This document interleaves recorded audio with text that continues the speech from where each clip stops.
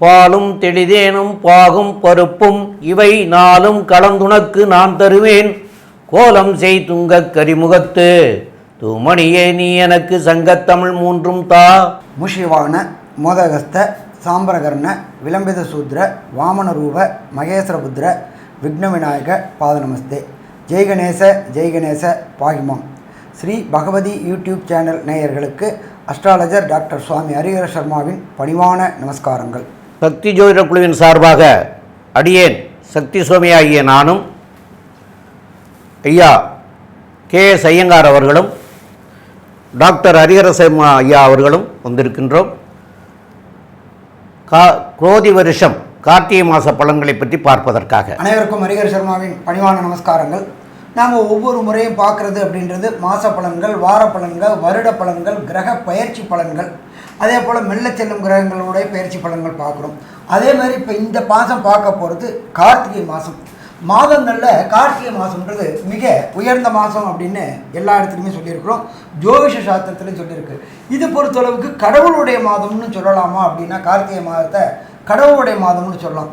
சரி, என்னென்ன கடவுளுக்கு இந்த மாதங்கள் உயர்ந்த மாதங்கள் அப்படின்னு பார்த்தோம்னாக்க, எம்பெருமான் கார்த்திகை அப்படின்னாலே எம்பெருமான் முருகபெருமானுக்கு விசேஷமான நாட்கள்.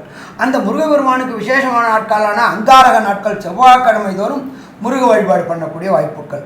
இதை தவிர வருடந்தோறும் சபரிமலையில் உள்ள பொண்ணு 18ஆம் படி ஐயப்ப சாமிக்கு 48 நாள் மண்டல விரதம் இருக்கக்கூடிய நாட்கள் தொடக்கம். கார்த்திகை 1ஆம் தேதி மாலையை போட்டு 48 நாள் விரதம் இருந்து மண்டல பூஜைகள். அந்த மண்டல பூஜை முடிஞ்சு தை மாதத்தில் மகர ஜோதியும் சங்கமிக்கக்கூடிய மாதம் அப்படின்றது. இதை தவிர இன்னொரு விசேஷமான நாள் அப்படின்றது நரசிம்மருக்கு உகந்த மாதம் அப்படின்றது கார்த்திகை மாதம். நரசிம்மர் அப்படின்னாலே உக்ரகமானவர். ஆனால் உக்ரகமானவர் நம்மளுடைய இதை பொறுத்தளவுக்கு அவர்கிட்ட சரணாகதி அடையும் போது அவர் சாந்த சொரூபியாக ஆகக்கூடியது. அதுவும் பார்த்தோம் அப்படின்னாக்க நரசிம்மருக்கு உகந்த நாள் அப்படின்றது யோகமான நாளான ஞாயிற்றுக்கிழமை. அப்போ இந்த ஞாயிற்றுக்கிழமை தோறும் இது நம்மளுக்கும் பார்த்தீங்கன்னாக்கா ஞாயிற்றுக்கிழமை எல்லாமே விடுமுறை தினமாக தான் வருது.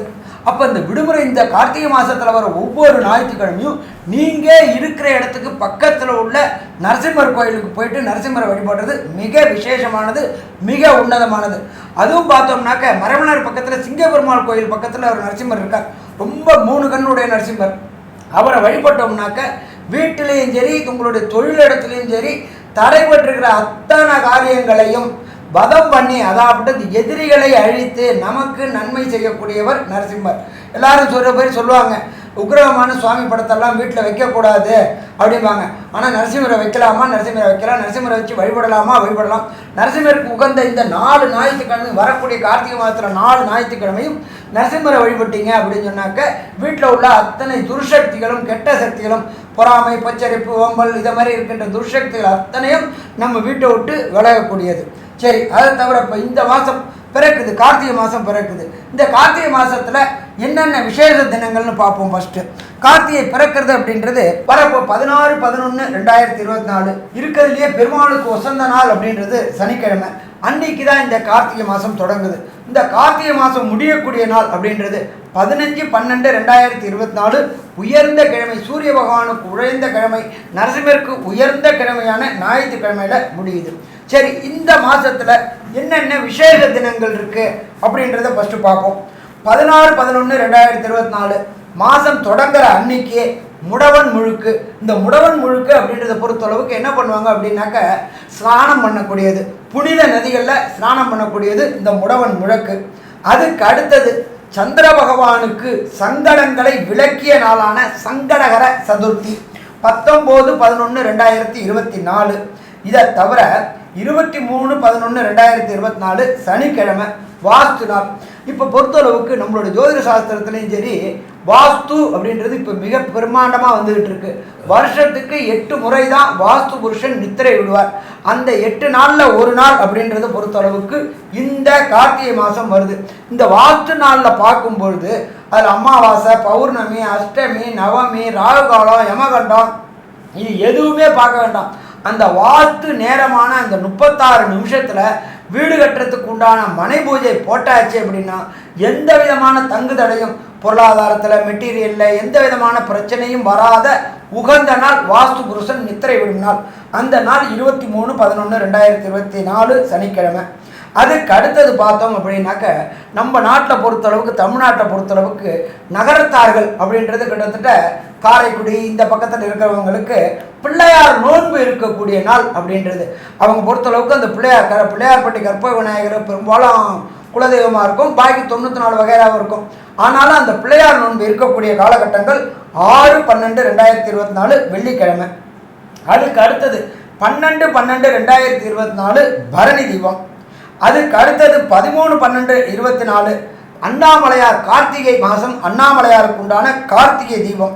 வரக்கூடிய 14/12/2024 சனிக்கிழமை தத்தாத்திரேய ஜெயந்தி. அன்னைக்கு தான் பௌர்ணமி, கார்த்திகை பௌர்ணமி ரொம்ப விசேஷமான பௌர்ணமி. சரி, இதை தவிர அன்றைக்கு அதாவது மாதம் பிறக்கக்கூடிய 16/11/2024 கிரக நிலையை பார்ப்போம். ரிஷபத்தில் குரு பகவான் வக்ரகதியில் இருக்கிறாரு. அதுக்கு அடுத்தது பார்த்தோம் அப்படின்னா கர்க்கடகத்தில் செவ்வாய் பகவான் நீச்சமடைஞ்ச நிலையில் இருக்கிறாரு. அதுக்கு அடுத்தது 6ஆம் இடமான கன்னியில் கேது பகவான் இருக்காரு. அதுக்கு அடுத்தது பார்த்தோம் அப்படின்னா மாதம் பிறக்கக்கூடிய விருச்சிக மாதத்தில் சூரிய பகவானும் புத பகவானும் இருக்கிறாங்க. இதில் இன்னொரு விசேஷம் அப்படின்னு பார்த்தோம் அப்படின்னாக்க சூரியனை குரு வக்ர குரு சதசப்தம பார்வை பார்க்குறாரு. எப்பொழுதுமே குருவுக்கும் சரி எல்லா கிரகங்களுக்கும் சரி 180 டிகிரி சதசப்தம பார்வை ரொம்ப விசேஷமான பார்வை. இதை ஜோதிட சாஸ்திரத்தில் என்ன சொல்வோம் அப்படின்னாக்க சிவயோகம் அப்படிம்போம். அதே போல் குரு புதனையும் பார்க்குறாரு. புத ஆதிபத்திய யோகம்னு சொல்லலாமா, புத ஆதிபத்திய யோகம்னு சொல்லலாம். அதுக்கு அடுத்தது பார்த்தோம்னாக்க தனுரில் சுக்கிர பகவான் இருக்காரு. அதுக்கு அடுத்தது பார்த்தோம் அப்படின்னாக்க சனி பகவான் வக்ர நிவர்த்தி அடைஞ்சு கும்பத்திலேயே ஆட்சி பெற்று இருக்கிறார். அடுத்தது காலபுருஷ தத்துவத்தின்படி 12ஆம் ராசியான மீன ராசியில் ராகு பகவான் கோதண்ட ராகுவா இருக்கக்கூடிய இந்த காலகட்டங்களில் கார்த்திகை மாதம் பிறக்குது. இப்போ இந்த கார்த்திகை மாதத்தில் உண்டான என்னென்ன யோகங்கள் இருக்குது அப்படின்றத டாக்டர் அஸ்ட்ரோ KS ஐயங்கார் விரிவாகவும் விளக்கமாகவும் சொல்லுவாங்க. ஐயா, அற்புதமாக சொன்னீங்க. இந்த மாதம் பார்த்ததுன்னா கார்த்திகை மாதத்தில் காலபுருஷ தத்துவத்தின் 2வது ராசியான ரிஷபத்தில் குரு வக்ரகதியில் இருக்கார்.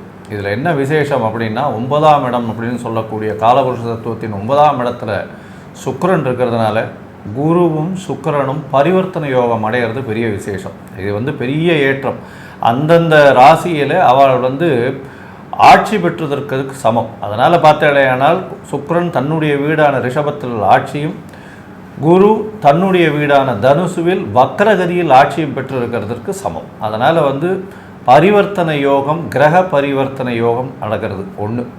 2வது விஷயம் பார்த்தாலேயானால் வக்கரம் பெற்ற குரு சமசப்தம பார்வையில் சூரியனை பார்க்குறாரு. ஏன்னா விருச்சிகத்தில் சூரியன் வந்துட்டார். சூரியன் சமசப்தமத்தில் இருக்கக்கூடிய காலகட்டம் இது. சிவராஜ யோகம் அப்படின்னு பேர். நாட்டை ஆளுகின்ற அவர்களுக்கு ஒரு பெரிய ஏற்றத்தை கொடுக்கக்கூடிய யோகமாக கருதப்படுகிறது. பொதுவாகவே இந்த சிவராஜ யோகம் இருக்கக்கூடியவர்களுக்கு கஷ்டன்றது வர்றதுக்கு வாய்ப்பே கிடையாது. எந்த ஒரு பிரச்சனைகளாக இருந்தாலும் அதுவே சரியாக போகக்கூடிய வாய்ப்புகள் நிச்சயமாக உண்டு. இந்த சிவராஜ யோகமும் அதை தவிர குரு சுக்கிரன் பரிவர்த்தனையும் இந்த மாதம் பெரிய ஏற்றத்தை கொடுக்கறது. இதை தவிர பார்த்தலையானால் சனி பகவான் ஆட்சி பெற்று கும்பத்தில் வக்கர நிவர்த்தியெல்லாம் அடைஞ்சு அவர் சனி பகவான் கும்பத்திலேயே சதய நட்சத்திரத்தில் இருக்கார். அது ஒரு பெரிய ஏற்றம். ஏன்னா அவருடைய ராசியிலேயே அவர் ஆட்சி பெற்று போய் இருக்கிறதுனால பெரிய ஏற்றத்தை கொடுக்கக்கூடிய காலகட்டமாக இருக்குது. இது சசயோகம்னு சொல்லுவாள். ஏன்னா அவர் ஆட்சி பெற்று போயிருக்கக்கூடிய யோகம். பஞ்சமகாபுருஷ யோகத்தில் இது ஒரு பெரிய ஏற்றத்தை கொடுக்கக்கூடிய யோகம். இது எதனால் இந்த யோகத்தை சொல்கிறோம் அப்படின்னா வேலை செய்பவர்கள், வேலையாட்கள் இவர்களுக்கெல்லாம் பெரிய மாற்றங்கள், அதாவது ரெவல்யூஷனரி லீடர்ஸ், ரெவல்யூஷன்ஸ் இதெல்லாம் வரக்கூடிய காலகட்டமாக இது அமையக்கூடும் அப்படின்றத சொல்கிறோம். ஏன்னா குருவும் வக்ரகதியில் இருக்கார். அதை தவிர பார்த்தீங்கன்னா சனி ஆட்சி பெற்று போயிருக்கார். அதனால் ஒரு போராட்டம் நிறைந்த ஒரு மாற்றங்கள் ஏற்படுத்தக்கூடிய வாய்ப்புகள் இந்த கார்த்திகை மாதத்தில் வரும். இந்த மாதத்தில் பார்த்தாலேயானால் ஒரு ராசிக்கும், அதாவது மேஷம் முதல் மீனம் வரை என்னென்ன பலன்கள், இந்த மேஷம் முதல் மீனம் வரை இந்த யோகங்கள் எந்த அளவுக்கு அவங்களுக்கு ஏற்றத்தையும் மாற்றத்தையும் அவர் வாழ்வில் கொடுக்கும் அப்படின்றத ஒன்றொன்னா வருஷப்படுத்தி பார்க்கலாம். மேஷம் அஸ்வினி பரணி கிருத்திகை இந்த 3 நட்சத்திரம் 9 பாதங்களை கொண்ட ராசி. ராசியின் அதிபதினு சொல்லக்கூடியவர் செவ்வாய். இந்த மாதம் பார்த்தாலேயானால் பொதுவாகவே மாத பலன் அப்படின்னு சொல்லக்கூடியது நம்ம சௌரமான மாதம் அப்படின்றத வச்சு எடுக்கிறோம். இந்த மாத பலன்கள் அப்படின்னு எடுக்கும் பொழுது சூரியன் ஒரு ராசியிலிருந்து அடுத்த ராசியில் போகக்கூடிய விஷயத்தை சௌரமான மாதம்னு நம்ம கொண்டாடுறோம். பொதுவாகவே மாத பலன்னு சொல்லும் பொழுது சூரியன், செவ்வாய், புதன் மற்றும் சுக்கிரன் இந்த 4 கிரகங்களினுடைய மாற்றங்களை வச்சு ஏற்கனவே இருக்கக்கூடிய மெதுவாக செல்லக்கூடிய கிரகமான சனி, குரு, ராகு, கேதுவினுடைய மாற்றங்களையும் வச்சு இந்த காலகட்டத்தில் உண்டான பலன்களை சொல்கிறோம். இந்த கார்த்திகை மாதம் குரோதி வருஷம் பார்த்தாலேயானால் 16 நவம்பர்லேருந்து டிசம்பர் 15 வரலும் இருக்கக்கூடிய காலகட்டம். இந்த காலகட்டத்தில் செவ்வாய் 4ஆம் இடத்துல நீச்சப்பட்டு போகிறார். ராசிநாதன் நீச்சப்பட்டு போயிடுறாரே, எப்படி இருக்கும் அப்படின்னா கவலைப்பட தேவையில்லை. ராசிநாதன் நீச்சப்பட்டு போனாலும் உங்களுடைய ராசிக்கு 9ஆம் அதிபதி ஏற்றத்தில் இருக்கார். அது தவிர 2ஆம் அதிபதி ஏற்றத்தில் இருக்கார். ஏற்கனவே சொன்ன மாதிரி பரிவர்த்தனை யோகம் அமைய போகிறது. இந்த மாதம் ஒரு மாதிரியான மனசுக்குள்ள ஒரு பயம் இருக்கும். என்னடா இது இப்படி இருக்கே, நம்மளுக்கு ஏதாவது பிரச்சனைகள் வருமா வராதா, இந்த மாதிரியான விஷயங்கள், பயங்கள் இருக்கும். இந்த பயங்களையும் தாண்டி நீங்கள் வெற்றி பெறக்கூடிய காலகட்டமாக இந்த கார்த்திகை மாதம் அமையிறது. ஏன்னா உங்களுக்கு 9ஆம் அதிபதி 9ஆம் இடத்துல ஆட்சியும் 2ஆம் அதிபதினு சொல்லக்கூடிய சுக்கிரன் 2ஆம் இடத்துல ஆட்சியும் இருக்கிறதுனால பேச்சில் நல்ல இனிமை இருக்கும். எல்லாரையுமே பேச்சினாலே கவர் பண்ணக்கூடிய வாய்ப்புகள் உண்டு. குடும்பம், வாக்கு, தனம் இந்த ஸ்தானத்தின் அதிபதினு சொல்லக்கூடியவர் சுக்கிரன் உங்களுக்கு அவரே சப்தமாதிபதியும் ஆறார். அதனால் உங்களுக்கு எதிர்பாலினத்தவர் மூலியமாக நல்ல ஒரு ஏற்றம் கிடைக்கக்கூடிய காலகட்டமாகவும் அமையும்.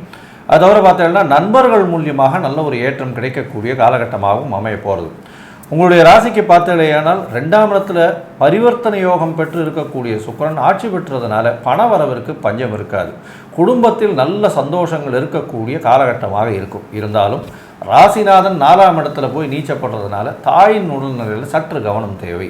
வீடு வாங்கணும், வாகனம் வாங்கணும், வீடு வாங்கணும்னு நினச்சிட்டு இருக்கிறவங்க கொஞ்சம் பொறுமையாக இருக்கிறது நல்லது. கொஞ்சம் காலம் கடந்து போன உடனே வாங்கிறது நல்லது. ஏன்னா ராசிநாதன் 4ஆம் இடமான அதாவது வீடு ஸ்தானத்தில் போய் நீச்சப்படுறதுனால கொஞ்சம் அதிகமான கடன் சுமையை ஏற்றுக்கொள்ளக்கூடிய காலகட்டமாக அமைஞ்சிடும். 6ஆம் இடத்துல இருக்கக்கூடிய கேது போட்டியில் எல்லா போட்டியிலையும் வெற்றியை கொடுப்பார். சிறு சிறு தடங்களுக்கு பிரகாரம், அதாவது தடங்களை ஏற்று அதற்கு பிறகு வெற்றியை கொடுப்பார். புதிய வேலை அமையும். வேலையில் ஒரு ஏற்றம் கிடைக்கும். இருக்கக்கூடிய வேலையில் உங்களுக்கு ஏற்றம். அது தவிர பார்த்தாலேயானால் உங்களுடைய ராசிக்கு 5ஆம் அதிபதி 8ஆம் இடத்துல மறைகிறார். 5ஆம் அதிபதினு சொல்லக்கூடிய சூரியன் 8ஆம் இடத்துல 6ஆம் அதிபதியோடு சேர்ந்து மறையக்கூடிய காலகட்டமாக இருக்குது. 5, 6 அதிபதிகள் 8ஆம் இடத்துல மறைஞ்சு இருக்கக்கூடிய காலகட்டம். அதனால் குழந்தைகள் மூலியமாக சிறு சிறு தொல்லைகள் வரும். குழந்தைகளுடைய உடல் நலத்தில் சற்று பின்னடைவு இருக்கக்கூடிய காலகட்டமாக இருக்கும். வேலை நிமித்தமாக வெளியூர், வெளிமாநிலம், வெளிநாடு போகக்கூடிய பாக்கியம் நிச்சயமாக கிடைக்கும். புதுசாக வேலை, வெளிநாட்டு யோகம் கிடைக்கக்கூடிய, ஏன்னா 12லேயும் ராகு இருக்கார். அதனால் வெளிநாட்டுக்கு போகக்கூடிய பாக்கியம், ஷார்ட் ட்ரிப்பு போயிட்டு வரக்கூடிய வேலை நிமித்தமாக போகக்கூடிய வாய்ப்புகள் நிச்சயமாக உண்டு. இந்த கார்த்திகை மாதத்தில் பார்த்தேனால் சிவராஜ யோகம் வருது. அது தவிர பார்த்தேனால் இந்த காலகட்டத்தில் சசயோகம் வருது.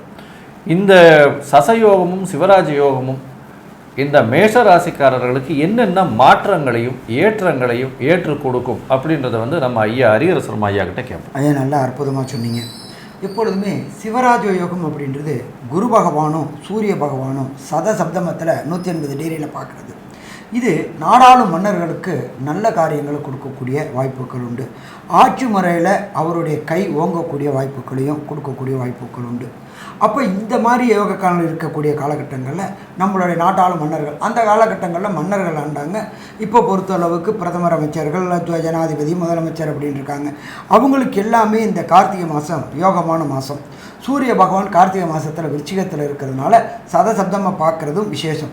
அதை தவிர பிரகஸ்பதியான குரு பகவான் வக்ரகதி அடைஞ்சிருக்கிறதுனாலையும் அவர் பார்க்குறதுனாலையும் மடாதிபதிகள் இவங்களுக்கு எல்லாருக்குமே, சமய சான்றோர்கள், மடாதிபதிகள், இவங்க எல்லாருக்குமே யோகமான காலகட்டம் அப்படின்னு சொல்லலாமா? யோகமான காலகட்டம்னு சொல்லலாம். சரி, அதுக்கு அடுத்தது தசயோகம். தசயோகம் அப்படின்னா என்னென்னாக்க சனி பகவான் ஆட்சி பெறுறது. சனி பகவான் ஆட்சி பெறுறதை ஜோதிட சாஸ்திரத்தில் தசயோகம்னு சொல்லுவாங்க.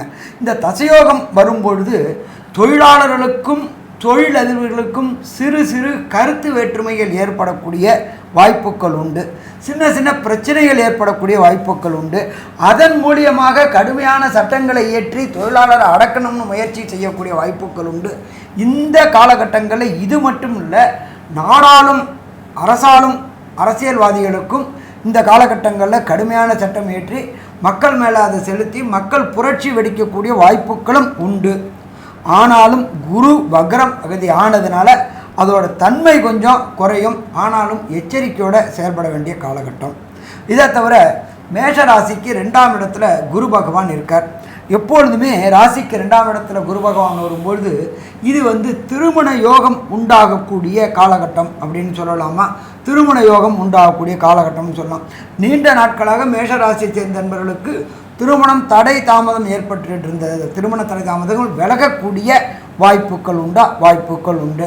அதே போல் வீட்டில் ரொம்ப நாளாக சந்தான பாக்கியம் என்கின்ற வம்சமிருத்தி இல்லாதவங்களுக்கும் வம்சமிருத்தி வாழக்கூடிய வாய்ப்புகள் உண்டு.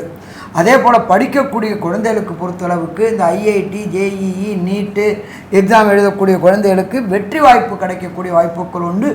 12ஆம் இடத்துல இருக்கிற ராகு ஓதண்ட ராகுவா ஆனதுனால வெளியூர், வெளிமாநிலம், வெளிநாடு சென்று படிக்கக்கூடிய வாய்ப்புகளும் உண்டு. ஸோ மொத்தத்தில் பார்த்தோம்னாக்க மேஷராசி என்பவர்களுக்கு இந்த கார்த்திகை மாதம் யோகமான மாதம்னு சொல்லலாமா, யோகமான மாதம் சொல்லலாம். அதே போல் குரு சுக்கிரன் பரிவர்த்தனை, இந்த பரிவர்த்தனை யோகம் என்ன பண்ணும் அப்படின்றத பற்றி நம்மளுடைய டாக்டர் ஐயா சக்தி சோமையா சொல்லுவாங்க. ரொம்ப அற்புதமாக விளக்கமாக சொன்னீங்க. இந்த பரிவர்த்தனை யோகம் அப்படின்னு சொல்கிறது என்னன்னு கேட்டிங்கன்னா, உங்களுக்கு 9ஆம் இடத்து அதிபதியாகிய குரு தனகாரகன் அப்படின்னு சொல்லக்கூடியவர். அப்போ அவர் தனஸ்தானத்திலே இருக்கார். அந்த வீட்டுக்குடைய சுக்கிர பகவான் 9ஆம் இடத்துல போய் தனுர் வீட்டில் இருக்கார். அப்போ இதை பரிவர்த்தனை யோகம்னு சொல்கிறோம். அப்போ ஐயா ஏற்கனவே சொல்லும்போதே சொன்னாங்க, பரிவர்த்தனை யோகம் அப்படிங்கிறது என்னன்னு கேட்டால் அவங்கவுங்க வீட்டிலே இருக்கிறதுக்கு சமம். அதாவது சுக்கிரன் 2ஆம் இடத்துல இருக்கிறது மாதிரியாகவும் தனஸ்தானத்தில் இருக்கக்கூடிய குரு 9ஆம் இடத்துல இருக்கிறதுக்கு சமம், அந்த மாதிரியாக ஆட்சி பெற்றதுக்கு சமமாக எடுத்துக்கலாம் அப்படின்னு ஏற்கனவே ஐயா சொன்னாங்க. இந்த 9ஆம் இடத்துல குரு ஆட்சி பெறுறதுங்கிறது பெரிய சிறப்பு மேஷ லக்னத்துக்கு. அதேமாரி 2ஆம் இடத்துல சுக்கிரன் ஆட்சி பெறுறதும் சிறப்பு. இந்த பரிவர்த்தனை யோகத்தினால இந்த மாதங்கள் அவங்களுக்கு பண தட்டுப்பாடுகளே இருக்காது. குரு பகவான் 2ஆம் இடத்துல இருந்தானே பண தட்டுப்பாடுகள் இருக்காதுன்னு சொல்லுவோம். இருந்தாலும் இந்த பரிவர்த்தனை யோகம் அதை விட மிக தெளிவான வருமானத்தை வரக்கூடிய வாய்ப்புகளை கொடுக்கக்கூடிய இந்த கிரகத்தினால் உங்களுக்கு ஏற்படும். அதனால் ரொம்ப அற்புதமாக இந்த மாதம் உங்களுக்கு இருக்கும். மேற்கொண்டு உள்ளவங்களே நம்முடைய டாக்டர் KS ஐயங்கார் அவங்க சொல்லுவாங்க. ஐயா, அற்புதமாக சொன்னீங்க. அதாவது இந்த மாதத்தில் உங்களுடைய முயற்சிகள் எல்லாம் வெற்றி பெறும். ஏன்னா உங்களுடைய அதாவது ராசிக்கு 3ஆம் அதிபதினு சொல்லக்கூடிய புதன் 8ஆம் இடத்துல மறைஞ்சிருக்கார். ஒரு மறைவு ஸ்தான அதிபதி இன்னொரு மறைவு ஸ்தானத்தில் இருக்கிறது ரொம்ப விசேஷம். இதனால் வெளிநாடு போகக்கூடிய யோகம் நிச்சயமாக உண்டு. புதிய வேலை கிடைக்கக்கூடிய பாக்கியம் உண்டு. உங்களுடைய முயற்சிகள் எல்லாமே வெற்றி பெறும். தொழிலில் பார்த்தீங்களேனால் உங்களுடைய ராசிக்கு 10, 11 அதிபதினு சொல்லக்கூடிய ஒரு சனி, அவர் 11ஆம் இடத்துல ஆட்சி பெற்றிருக்கார். பெரிய ஏற்றத்தை கொடுப்பார். தொழிலில் பெரிய ஏற்றம் கிடைக்கும். சிறு சிறு பிரச்சனைகள் உங்கள் தொழில் வியாபார ஸ்தலத்தில் பிரச்சனைகள் வரக்கூடிய வாய்ப்புகள் உண்டு. வண்டியின் மூலியமாக பிரச்சனைகள் வரக்கூடிய வாய்ப்புகள் நிச்சயமாக உண்டு. இந்த மாதத்தில் உங்களுடைய முயற்சிகள் எல்லாம் வெற்றி பெறும்னு சொன்னோம். இருந்தாலும் சில நாட்கள் உங்களுடைய முயற்சிகளை தள்ளி போடுவது நல்லது. அந்த சில நாட்கள்னு சொல்லக்கூடியது சந்திராஷ்டம நாட்கள் அப்படின்னு சொல்கிறோம். இந்த சந்திராஷ்டம நாட்களில் எந்தெந்த நாள் இந்த சந்திராஷ்டமம் வருது, இந்த சந்திராஷ்டம நாட்கள்னால எல்லாம் தள்ளி போடணும் அப்படின்றத ஐயா கிட்ட கேட்போம். அதை தவிர இந்த மாதம் நம்ம ஹரிஹரசர்மா ஐயா சொன்ன மாதிரி முருகன் வழிபாடுன்றது மிகச்சிறந்தது, லக்ஷ்மி நரசிம்மர் வழிபாடுன்றது மிகச்சிறந்தது அப்படின்னு சொன்னார். அதனால் எந்த கோவிலுக்கு போனால் இந்த மாதத்தில் மேஷராசிக்காரர்களுக்கு நல்ல ஏற்றத்தை கொடுக்கும் அப்படின்றத ஐயா கிட்ட கேட்போம். அதாவது மேசராசிக்காரர்களுக்கு கார்த்திகை மாதம், அதாவது கார்த்திகை மாதத்தில் 15, 16, 17, அதாவது ஆங்கிலத்துக்கு அந்த தேதிகள் 30/11/2024 சனிக்கிழமை காலையில் 6:51 முதல் 1/12/2024 ஞாயிற்றுக்கிழமை 2/12/2024 திங்கட்கிழமை மாலை 4:18 வரைக்கும் உங்களுக்கு சந்திராஷ்டம தினங்கள். இந்த சந்திராஷ்டம தினங்களில் செய்யக்கூடாத வேலைகள் என்னன்னு கேட்டிங்கன்னா, புதிய முயற்சிகள் எதுவும் செய்ய வேண்டாம். அதே போல் பிரயாணங்கள் செய்ய வேண்டாம். தவிர்க்க முடியாத பிரயாணங்களாக இருந்தால் அதற்குண்டான பரிகாரங்களை செய்துட்டு அந்த பிரயாணங்களை செய்துக்கலாம். ஆனால் புதிதாக பரிகாரங்களை செய்துட்டு புதிதான முயற்சிகள் எதுவும் செய்யக்கூடாது. அது பரிகாரத்துக்கு கட்டுப்படாது. அதனால் அந்த நாட்களை அவசியம் தவிர்க்கணும். அதே போல் வீண் வம்பு வழக்குகள் ஏதாவது இருந்ததுன்னா அந்த நாட்களை தள்ளி வச்சுக்கிறது நல்லது. வம்பு வழக்குகள்னால் இந்த கோர்ட்டு கேஸு அதுமாரி உள்ள இதுகள்லாம் இருந்ததுன்னா கூட அந்த நாட்களை தவிர்க்கிறதும் நல்லது. ஆக இந்த மாதத்தில் உங்களுடைய ராசியாதிபதியாகிய 4ஆம் இடத்துல போய் நீச்சம் பெற்று போனார் செவ்வாய். அதனால் இந்த மாதம் முருகனுக்கு உகந்த மாதம் கார்த்திகை மாதம். முருகனுக்கும் சிவனுக்குமே உகந்த மாதம். முருகன், சிவன், நரசிம்மர் இவங்க எல்லாருக்குமே சிறந்த மாதம் கார்த்திகை மாதம். இப்போ 4ஆம் இடத்துல போய் உங்களுடைய ராசியாதிபதி நீச்சம் பெற்று இருக்கிறதுனால் முருகனை வாரம் செவ்வாய்க்கிழமைகளில் வழிபட்டு வர்றதுனால் உங்களுக்கு இந்த மாதத்தில் வரக்கூடிய விளைவுகளில் இருந்து நன்மைகள் பெற முடியும் அப்படிங்கிறத சொல்கிறோம். மேலும் உள்ள விவரங்களை நம்முடைய KS ஐயங்கார் அவங்க சொல்லுவாங்க. ஐயா, அற்புதமாக சொன்னீங்க. மொத்தத்தில் பார்த்தீங்கன்னா இந்த மேஷ ராசிக்காரர்களுக்கு மிகவும் ஏற்றமான கார்த்திகை மாதம் அப்படின்னே சொல்லணும். ஏன்னா ராசிநாதன் மட்டும் உங்களுக்கு 4ஆம் இடத்துல நீச்சப்பட்டிருக்கார். 4ஆம் இடத்துல நீச்சப்பட்டதுனால உடல் உழைப்பு கொஞ்சம் அதிகமாக இருக்கும். தாயின் உடல்நிலையில் சற்று கவனமாக இருக்கிறது நல்லது. படிக்கக்கூடிய மாணவர்களுக்கு சற்று பின்னடைவு இருக்கும். இருந்தாலும் கான்சன்ட்ரேஷன் கொஞ்சம் ஃபோக்கஸ் பண்ணி படிக்கிறது நல்லது. உங்களுடைய ராசிக்கு 2ஆம் இடத்துல குரு வக்கரகதியில் இருந்து சுக்கிரனோட பரிவர்த்தனை 9ஆம் இடத்துல பரிவர்த்தனை யாருது பெரிய ஏற்றம். திடீர் லாபங்கள் லக்கு ஃபேவர் பண்ணும். உங்களுக்கு மூதாதையர்களின் ஆசீர்வாதம் அற்புதமாக இருக்கக்கூடிய காலகட்டம். குடும்பத்தில் நல்ல ஒரு எழுச்சி, நல்ல ஒரு ஏற்றம் இருக்கக்கூடிய காலகட்டம். பண வருமானம் நல்லபடியாக இருக்கக்கூடிய காலகட்டம். உங்களுடைய ராசிக்கு பார்த்தாலேயானால் 6ஆம் இடத்தில் இருக்கக்கூடிய கேது புதிய வேலை கொடுக்கக்கூடியவர். வேலையில் ஒரு ஏற்றம் கொடுக்கக்கூடியவர். ஏற்றத்தில் ஒரு மாற்றம் கொடுக்கக்கூடியவர். பணவரவு நல்லபடியாக இருக்கக்கூடிய, உங்களுக்கு இன்க்ரிமெண்ட் வரக்கூடிய வாய்ப்புகள் மிகவும் அதிகமாக இருக்கும். தொழிலில் அபரிமிதமான ஏற்றம் இருக்கக்கூடிய காலகட்டமாக அமையிறது. ஏன்னா 10-11 அதிபதி 11ஆம் இடத்துல ஆட்சி பெற்று போயிருக்கிறது ரொம்ப விசேஷம். இதன் மூலியமாக பார்த்தாலேயானால் தொழிலில் பெரிய ஏற்றம் கிடைக்கக்கூடிய காலகட்டமாக அமைய போகிறது. அதை தவிர தொழிலில் பார்த்தாலேயானால் சிறு சிறு பிரச்சனைகள் உங்களோட தொழில் ஸ்தாபனத்தில் உங்களுக்கு கீழே வேலை செய்கிறவங்க மூலியமாக வரும். இருந்தாலும் அது சமாளிக்கப்படக்கூடிய காலகட்டமாகவே அமையும். மொத்தத்தில் பார்த்தாலேயானால் இந்த மேஷ ராசிக்காரர்களுக்கு மிகவும் ஏற்றமான கார்த்திகை மாதம் அப்படின்னு இந்த சக்தி ஜோதிட குழு சொல்லுது. நன்றி, நமஸ்காரம். ஸ்ரீ பகவதி யூடியூப் சேனல் பார்த்த அன்பர்களுக்கு நன்றி. இதே போன்று ஆன்மீக தொடர்புடைய, ஜோதிட தொடர்புடைய தகவல்களை தொடர்ந்து நீங்கள் பெற ஸ்ரீ பகவதி யூடியூப் சேனலை சப்ஸ்கிரைப் செய்யுங்கள். மற்றும் அருகில் உள்ள பெல் ஐக்கானை அதை அழுத்தினீர்கள் என்றால் தொடர்ந்து என்னுடைய சேனலை பார்க்க முடியும். நன்றி, நமஸ்காரம்.